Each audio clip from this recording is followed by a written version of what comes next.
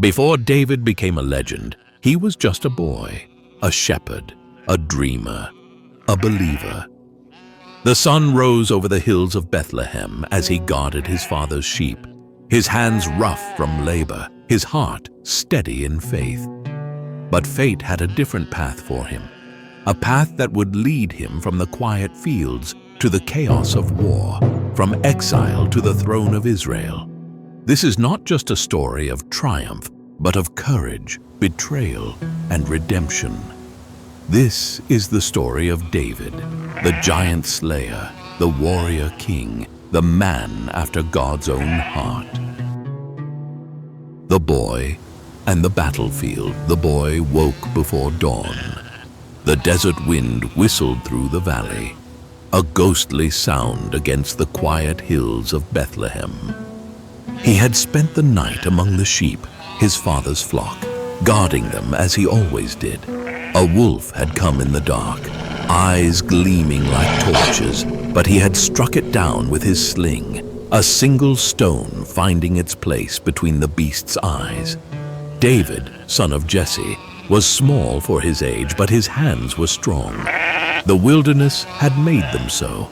His brothers were soldiers in King Saul's army, great warriors with spears and swords. David had only his staff, his sling, and his faith. That morning his father called him to the house. Jesse's face was lined with worry. "Take this bread and cheese to your brothers at the camp. See how they fare." David took the bundle and set off.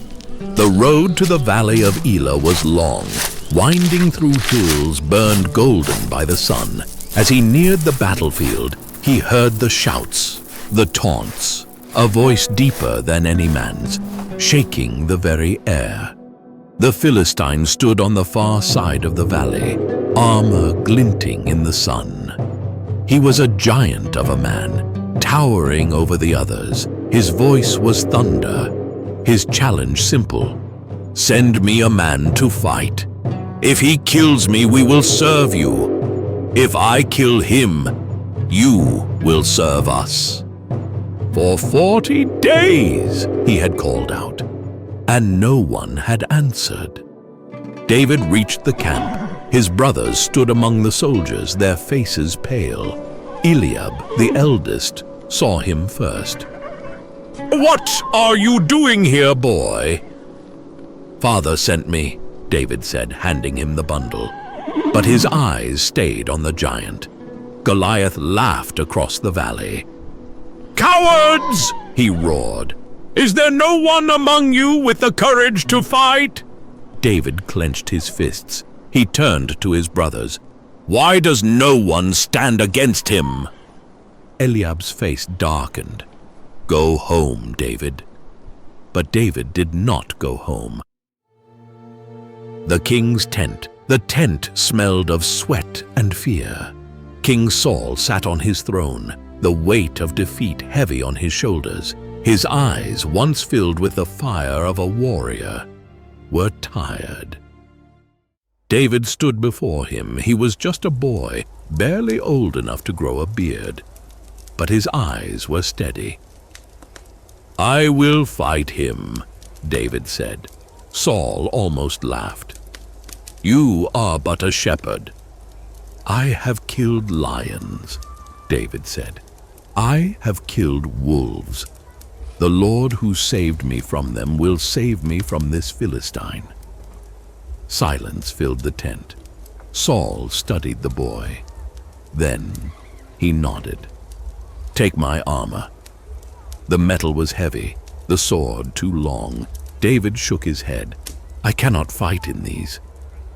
He left the tent and walked to the stream. The water was clear, running over smooth stones. He knelt and chose 5, just 5. Then he walked to meet the giant. The duel. Goliath saw the boy and laughed. "Am I a dog that you come at me with sticks?" David stood firm. "You come against me with sword and spear, but I come against you in the name of the Lord." The giant charged. David did not hesitate. He reached into his pouch, pulled a stone, and set it in the sling.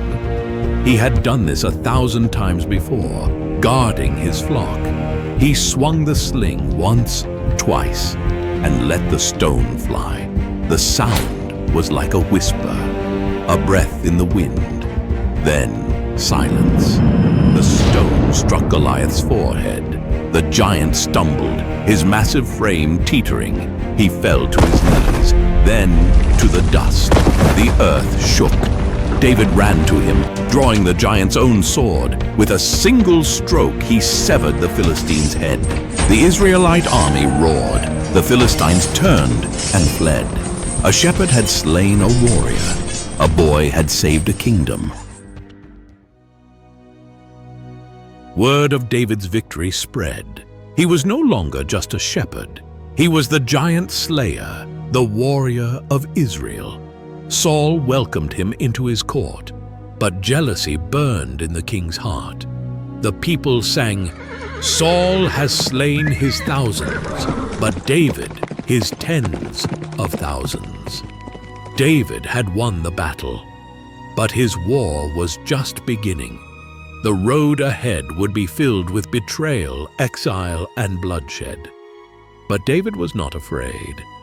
He had stood before a giant with nothing but faith and a stone, and he had won. The fall of Saul, David's victories grew in number. He led Saul's armies into battle, and the people of Israel rejoiced. But Saul's heart darkened with envy. He watched the young warrior with suspicion, hearing whispers of prophecy that David would be king. One evening, as David played his harp in the palace, soothing the troubled king, Saul hurled a spear at him. David dodged just in time. He fled into the night, his heart pounding. The palace was no longer safe. With the help of Jonathan, Saul's own son and David's dearest friend, he escaped into the wilderness. But Saul would not let him go so easily. He hunted David across the land, from caves to mountains, determined to end the one he saw as a threat. Yet even as David hid, he refused to raise a hand against the king. Twice he had the chance to kill Saul, once in a cave, once as Saul slept in his camp. Both times he spared him. "I will not lay a hand on the Lord's anointed," he said. But Saul's fate was sealed. In a desperate battle against the Philistines, the king fell on his own sword, and his sons perished beside him. David mourned. Though Saul had been his enemy, he had also been God's chosen. And now the throne was empty. After years of exile and war, David was crowned king of Israel. He ruled from Jerusalem, the city of God, bringing unity to the tribes. The shepherd had become a sovereign. He led with wisdom, but his life was not without sorrow. He fell, he stumbled, he sinned. Yet through it all, he sought the Lord's heart. David's story was not just of battles won, but of redemption, of a man who, despite his failures, remained faithful. The boy who had slain a giant had become the greatest king Israel had ever known. His name would be remembered forever. For from his lineage, a greater king would one day rise. David's journey is more than history. It's an inspiration, a reminder that even the smallest among us can rise to greatness, that faith can conquer fear, that destiny is shaped not by circumstance, but by courage. Will you walk this path? Will you face your giants? Watch, reflect, and let the story of David ignite your spirit. Like, share, and subscribe to keep these powerful biblical stories alive.